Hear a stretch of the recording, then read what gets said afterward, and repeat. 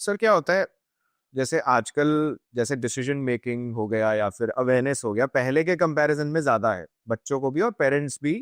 They are well aware, कितने सारे avenues खुल गए हैं।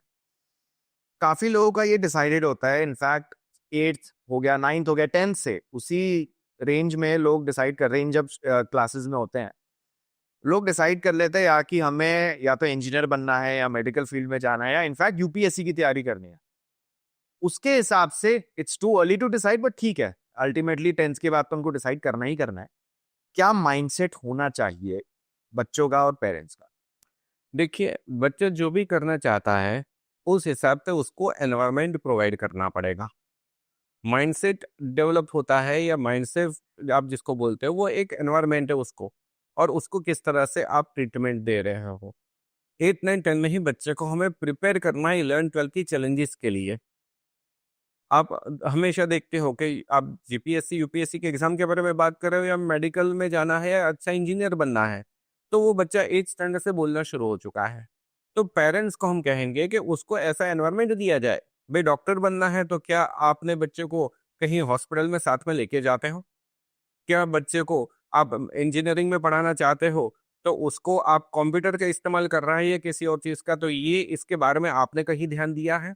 तो उसकी जो एक्टिविटी है या उसकी जो सोच है, वो उसके क्या क्वेश्चंस होते हैं, क्वेरीज होती है, इसके ऊपर से पेरेंट्स को अंदाजा आ जाना चाहिए।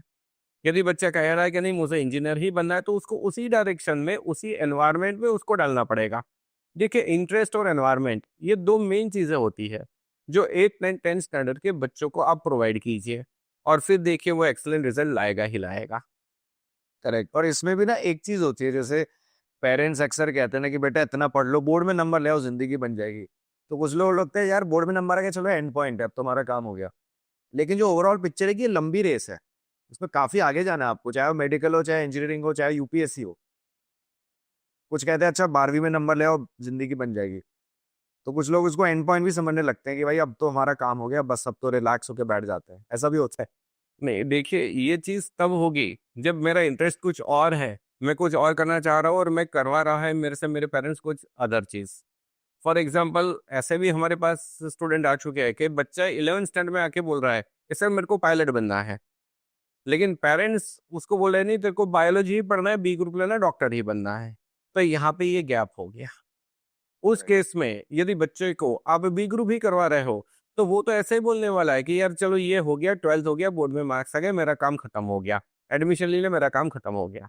लेकिन कॉन्ट्ररी यदि उसके इंटरेस्ट से जो उसके विश है उस डायरेक्शन में उसको यदि पुश करेंगे, तो वो कभी ऐसा नहीं बोलने वाला कि यार ये रिजल्ट आ गया मेरा काम खत्म, क्योंकि उसका इंटरेस्ट था, वो करना चाहता था। तो उसकी कोई लिमिट ही नहीं होती। फिर उसको Correct. आपको बताना नहीं पड़ता कि इतना पढ़ना है या इतना काम करना है या ये डिग्री लेके रुक जाना है। इंटरेस्ट है, बच्चे आगे पढ़ने ही वाला है और एक्सीलेंट काम वो उसमें करेगा ही करेगा। जो आपने एग्जाम्पल दिया, जो आपने जिस तरह से एक्सप्लेन किया, तो मेरे दिमाग में विजुअल में वो थ्री इडियट्स मूवी चल रही थी कि जिसमें एक्चुअली में केस था the character of R Madhavan, कि उनको मतलब अच्छा, he got good grades, good mark, अच्छे बड़ी से बड़ी कॉलेज में एडमिशन हो गया, लेकिन इंटरेस्ट कहाँ था? फोटोग्राफी में, वाइल्ड लाइफ फोटोग्राफी में। तो वही फिर वही चीज हो जाती है कि चाहे इंजीनियरिंग कर भी लेते हैं, उसके बाद फिर वो वहां से भटक जाते हैं। हाँ, और इसीलिए हम कहेंगे कि जितना हो सके उतना जल्दी आप पेरेंट्स कौन कह रहे हैं कि आपके बच्चे को डायग्नोस करवा दो। कोई अच्छे करेक्ट। मेंटर्स की हेल्प लेके आप उसका इंटरेस्ट, उसका पोटेंशियल क्या है, पैशन कहाँ पे है? उसका पैशन क्या है, इसको डायग्नोस करें, और उसके बाद ही उसको उस डायरेक्शन में आप आगे बढ़ाएं। यदि आप सही में चाहते हो कि आपका बच्चा बहुत अच्छा अर्निंग करे, उसका सोशल स्टेटस अच्छा हो और वो खुश रहे, हैप्पी इंडेक्स जिसको हम कहेंगे, इसके लिए बहुत ही ज़रूरी होगा कि आप उसका जितना हो सके उतना जल्दी डायग्नोस करवाइए और उस हिसाब से उसी डायरेक्शन में उसको आगे बढ़ाने के लिए आप एफर्ट्स कीजिए।